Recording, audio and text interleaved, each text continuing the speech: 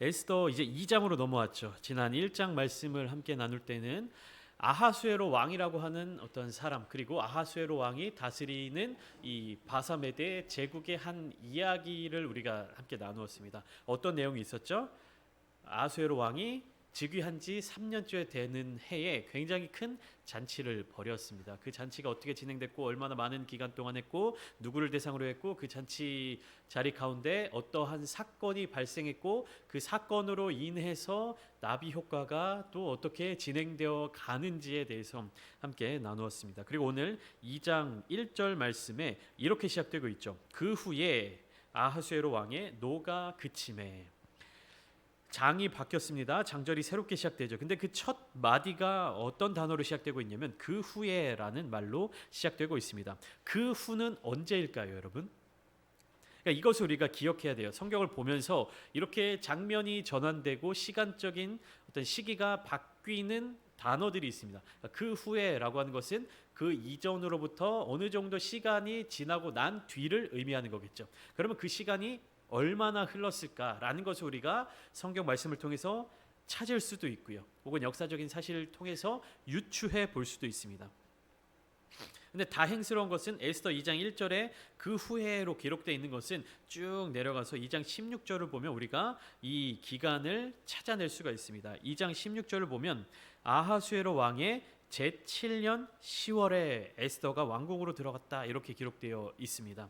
그렇다는 말은 뭐냐면 에스더 1장에서 아하수에로 왕이 잔치를 베푼 때가 이 1장 2절을 보면 왕위에 있은 지 제3년이라고 기록되어 있어요.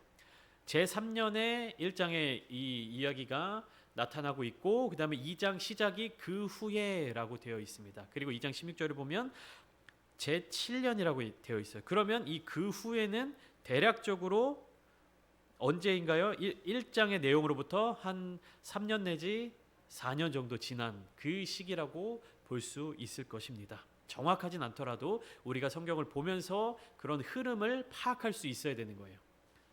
아시겠죠? 우리가 주일 오후마다 예서를 통해서 그 이전에는 고린도후서 또 수요일 금요일마다 성경 강해를 중심으로 말씀을 나누고 있는데 이 강해의 목적이 뭡니까? 성경 말씀을 구체적으로 자세히 볼 수 있는 능력을 키워 나가는 거예요.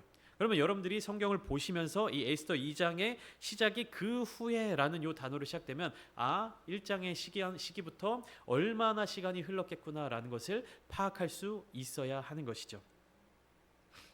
이런 것들을 많이 발견할수록 이런 것들이 성경을 읽어 나가면서 많이 보일수록 성경을 읽어 나가는 게 굉장히 재미있어집니다.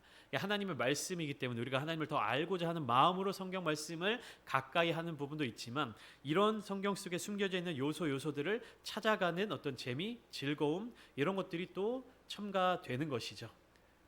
여러분들이 성경을 읽어 나가시면서 이런 것들을 발견하시고 또 성경에 더 관심을 가지시고 성경을 읽어 나가는 재미가 조금씩 늘어나셨으면 좋겠습니다. 그러면 에스더 2장 그 후에 아하수에로의 왕에게 어떠한 일이 일어났는가라는 것을 1절을 이어서 보면 아하수에로 왕의 노가 일단 그쳤습니다. 아하수에로 왕이 분노했었죠. 왜 분노했었습니까? 그게 1장에 설명되어 있죠. 왕후를 잔치자리에 불렀는데 왕후가 오지 않았습니다. 거절했습니다. 그러니까 왕의 명령을 거절했어요. 아하수에로 왕의 입장에서는 내가 왕후에게 이런 명령 요청을 했는데 왕후가 거절을 하니까 화가 나는 겁니다. 내가 이 대제국의 왕인데 명령을 거절해서 나를 부끄럽게 만드냐 이런 어떤 분노하는 그런 마음들이 있었겠죠. 그런데 그 후에 아하수에로 왕의 노가 그치게 되었습니다. 그러니까 쉽게 말하면 분노했던 그 사건이 일어나고 한 대략 3년 정도 4년 정도 지나고 나니까 이제 어떻게 된 거예요? 왕이 그 일에 대한 분노가 사라졌다라는 겁니다. 사그려졌다라는 것입니다. 그리고 나서 분노가 사라지니까 어떤 생각이 나냐면 와스디가 그가 행한 일과 와스디가 행한 일 그리고 그 와스디가 행한 일에 대해서 왕이 조서를 내린 내용에 대해서 다시 한번 생각하게 되는 거예요. 그 3년간의 시간 동안 무슨 일이 있었냐면 잔치를 벌였던 이유가 뭐라고 제가 설명드렸죠? 그리스를 점령하기 위해서, 정복하기 위해서 전쟁하기 전에 제국 내에 있는 신하들 그리고 군대들을 모아서 그들에게 사기를 북돋아주고 전쟁에 나가기 위해서. 그래서 이 성경 속에 1장과 2장 사이에 3년간의 시간 동안 아하수에로 왕이 어떤 일을 했냐면, 역사적인 기록으로 봤을 때 우선은 이집트와 바벨론에서 일어난 반란을 제압하러 다녀옵니다. 자기가 군대를 직접 이끌고 이집트와 바벨론으로 가서 그들을 다시 정벌합니다. 그리고 난 이후에 그리스로 넘어가서 그리스와의 전쟁을 벌입니다. 그래서 처음에는 초반에는 페르시아, 바사 메데 제국의 군대가 그리스를 이기는 듯 싶더니 마지막 순간에 살라미스 해전이라고 중요한 그 살라미스 협곡의 요충지에서 실수를 하는 바람에 그리스 군에게 대패하게 되는 사건이 일어나게 되는 것이죠. 그러니까 아하수에로 왕의 지금 상태는 어떤 상태냐면 약 3년간 두루 전쟁을 돌아다니고 승리도 경험해 봤고 패배도 경험해 보고 다시 도성 수산궁으로 돌아와 있는 상태입니다. 그러니까 우선은 시간이 많이 흘렀죠.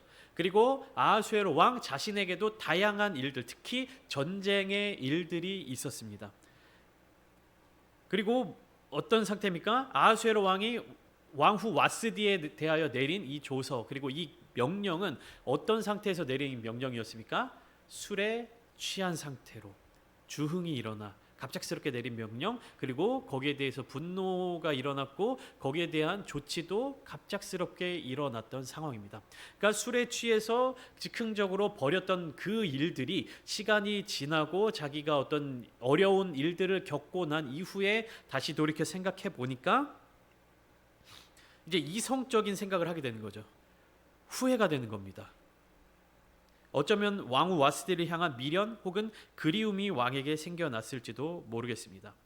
화려한 잔치, 술에 취한 상태, 전쟁으로 인해 정신없는 그 상황 속에서와 달리 이제 차분하고 고요한 상황 속에서 생각해 보니 그다지 화를 낼 만한 일이 아니었구나. 왕후를 폐위시킬 만한 일이 아니었구나. 혹은 내가 술에 취해서 왕후에게 따르지 못할 명령을 내렸구나 등 여러 가지 생각들이 정리가 되었을 것입니다. 우리가 일을 하면서 중요한 계약서를 작성할 때 술 먹고 술에 취한 상태로 계약서를 작성하지는 않죠.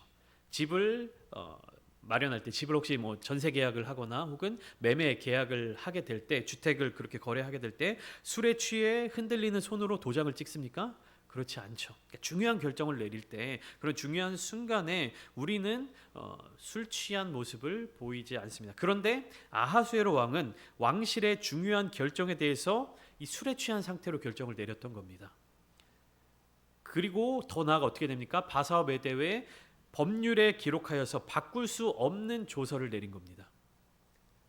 얼마나 무서운 일입니까? 한 사람의 정말 최대 권력을 지닌 왕이 정말 중요한 결정을 내릴 때, 왕실의 어떤 중요한 결정을 내릴 때 온전한 정신이 아닌 술에 취한 상태로 그러한 결정을 내리니까 이러한 이후의 사건들, 이후에 일어난 일들이 얼마나 몰아치고 있는지를 우리가 에스더서를 보면서 알게 되는 것이죠.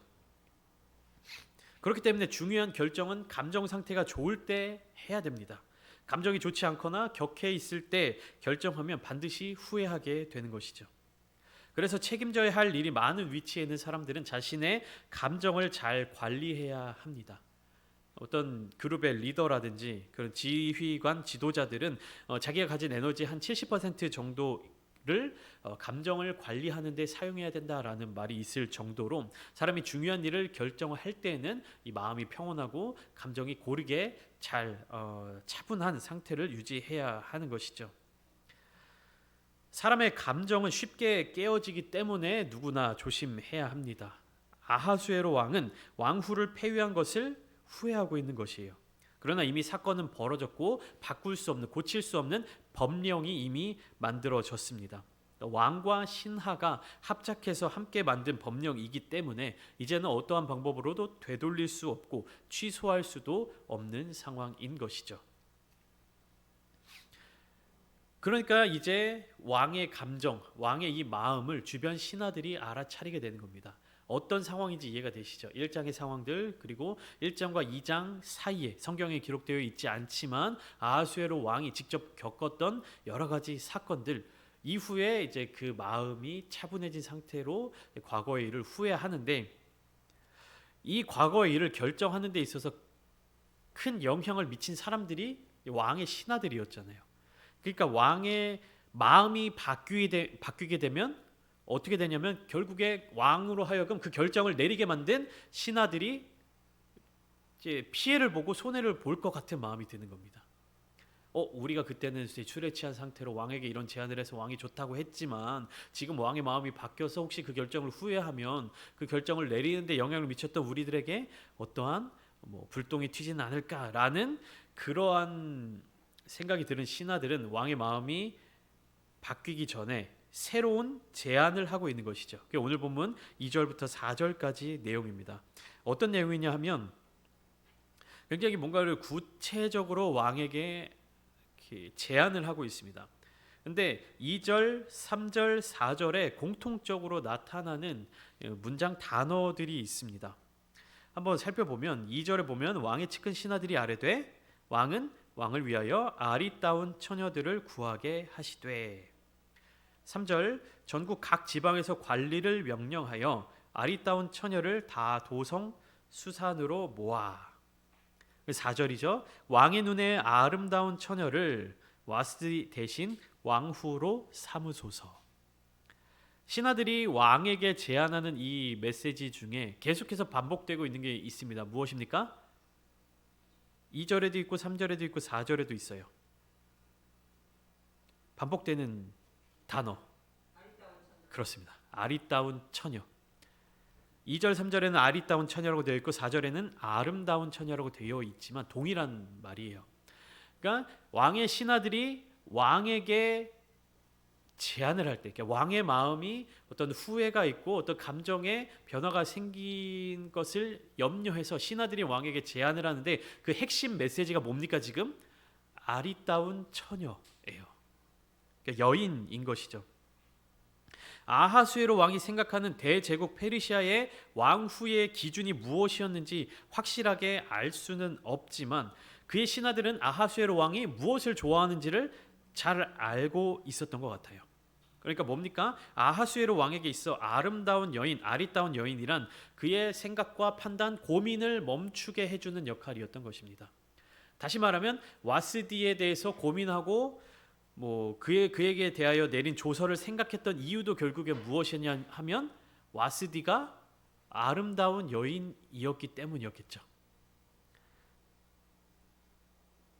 바사메데 제국의 후궁도 아니고 왕후로 삼을 만큼 아름다운 여인이었을 것입니다. 그러니까 그 아름다운 여인에 대한 생각이 아하수에로 왕의 머릿속에 나니까 그 신하들이 어떻게 되는 겁니까?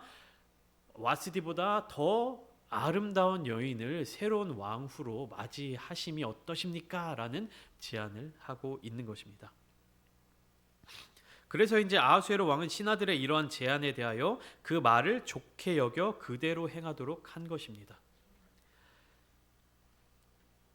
그 고민이 어느 정도 해결될 만한 해결책이라고 생각을 한 거겠죠. 그래서 이 모든 일의 과정은 전국 각 지방의 관리를 명령하여 처녀들을 도성 수산으로 모으고 궁녀를 주관하는 내시 해계의 손에 맡겨서 진행되게 됩니다. 1장부터 시작된 이 작은 나비 효과, 작은 하나의 사건들이 점점 어떻게 확장되어 가고 있는지, 일이 점점 어떻게 커지고 있는지에 대해서 여러분들이 잘 살펴보셔야 되는 거예요. 왕이 술에 취해서, 그러니까 180일 또한 7일간 벌였던 잔치자리 가운데 마지막 날 술에 취해서 내린 명령, 또 거기서 내린 조치, 이런 것들에 대해서 후회하는 마음이, 시간이 지나서 후회하는 마음이 생기고 그 후회하는 마음에 대해서 또 어떠한 반응들이 계속해서 나타나고 있는지. 예를 들면 왕이 와스디를 폐위시킨 것에 대해서 후회하는 마음이 들었어요. 근데 그때 왕이 딱 결정을 내리고 폐위되었던 왕후 와스디를 다시 왕후의 자리로 복귀시켜라 라는 명령을 내렸다라고 하면 에스더라는 인물은 이 성경 역사 속에 등장할 수 없었겠죠. 아하수에로 왕이 만약에 술에 취하지 않고 그런 즉흥적인 명령을 내리지 않았었더라면 마찬가지로 에스더가 역사 속에 등장할 수가 없었을 것입니다. 그러니까 사람이 내린 판단, 사람이 내린 결정, 사람의 힘과 사람의 어떤 능력과 사람의 제안들로 이루어지는 모든 과정 속에서 한 번씩 생각해 보는 거예요. 아, 이때 이렇게 했으면 왕이 정신 차렸으니까 왕후를 다시 복직시켰겠구나. 에스더가 언제 등장하지? 에스더가 등장할 수 없었겠구나. 이러한 작은 요소들이 에스더서 성경 속에 곳곳에 기록되어 있는 거예요. 그러니까 하나님이 등장하고 계시지 않지만, 하나님이 나타나고 있지는 않지만 결국에 이 역사가 흘러가는 과정들을 보면, 그러니까 에스더 1장부터 시작해서 지금 2장을 나누고 있지만 결국에 에스더 마지막 장까지 딱 도달하게 되면, 아, 그때 그래서 이러한 일들이 일어났고 이렇게 역사가 이러한 길로 움직였구나. 사람이 이렇게 선택하고 사람이 이렇게 결정하고 사람이 이렇게 일을 진행시키고 있는 과정 가운데, 아, 하나님이 그때 이런 역사를 하셨구나라는 것을 알게 되는 거예요. 그러니까 우리는 지금 에스더 1장, 2장을 쭉 읽어가는 와중에 이 사람이 이런 판단을 하는구나, 이 왕이 이런 판단을 하는구나, 사람들의 결정이 이렇게 이루어지고 있구나라는 생각이 들지만 결국에 에스더를 다 읽고 나고 에스더를 다 묵상하고 나면 하나님이 어떻게 인도하셨구나를 알게 되는 겁니다. 우리의 삶도 마찬가지죠. 우리의 인생도 마찬가지입니다. 우리의 신앙생활도 마찬가지입니다. 내가 선택하고 내가 결정하고 내가 노력하고 내가 움직이는 것처럼 보이지만 결국에 우리가 우리의 신앙생활, 우리의 삶을 돌이켜보면, 아, 그때 그 순간에 하나님이 나에게 어떻게 하셨구나, 하나님이 어떻게 나를 인도하여 주셨구나, 혹은 때로는 하나님이 그때 나에게 이렇게 말씀해 주셨는데 내가 하나님의 음성을 듣지 못했구나라는 것을 깨달을 수 있게 되는 것입니다.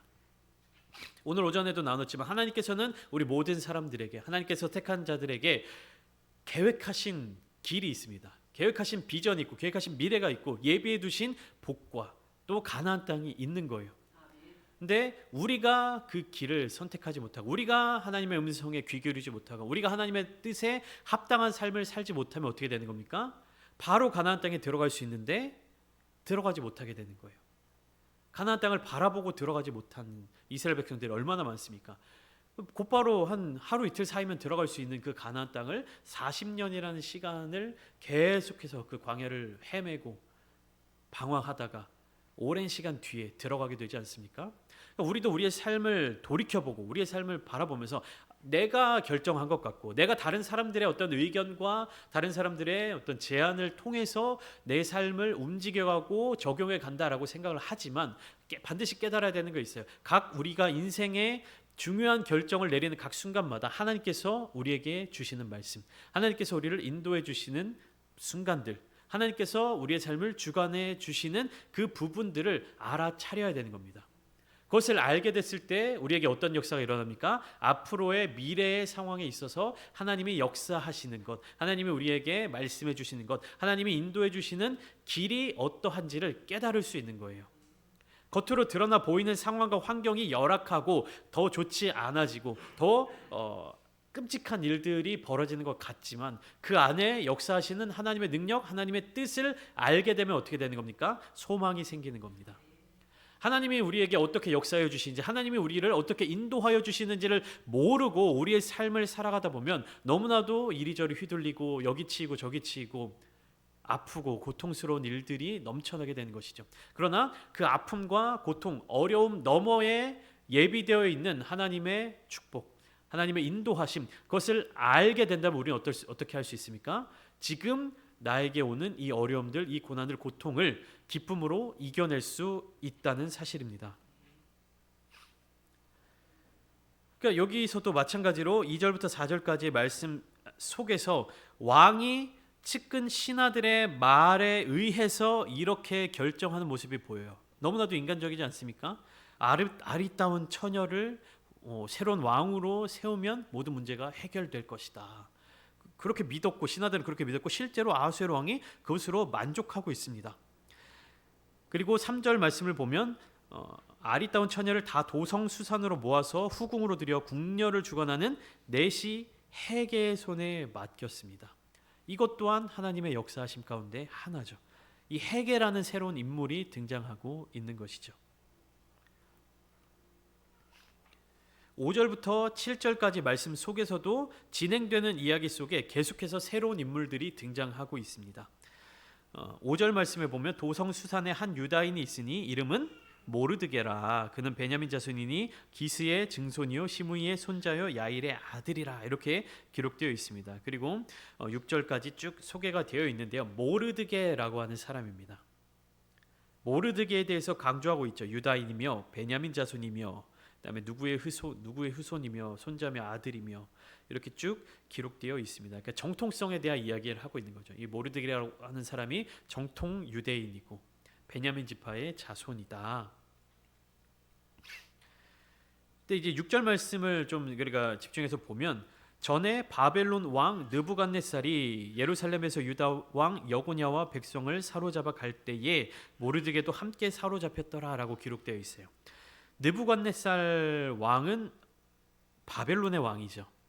그리고 아하수에로 왕은 페르시아의 왕입니다. 페르시아의 3대 왕, 4대 왕 뭐 이렇게 되는데 이 실제적으로 느부갓네살의 시대는 언제냐면 다니엘서를 우리가 보면 알 수 있습니다. 다니엘서를 보면 약 기원전 597년경에 느부갓네살 왕이 예루살렘을 점령하고 거기에서 여고냐 왕과 백성들을 사로잡아서 바벨론 땅으로 끌고 갑니다. 이때 누가 같이 가냐면 다니엘과 세 친구들이 같이 가게 되는 거예요.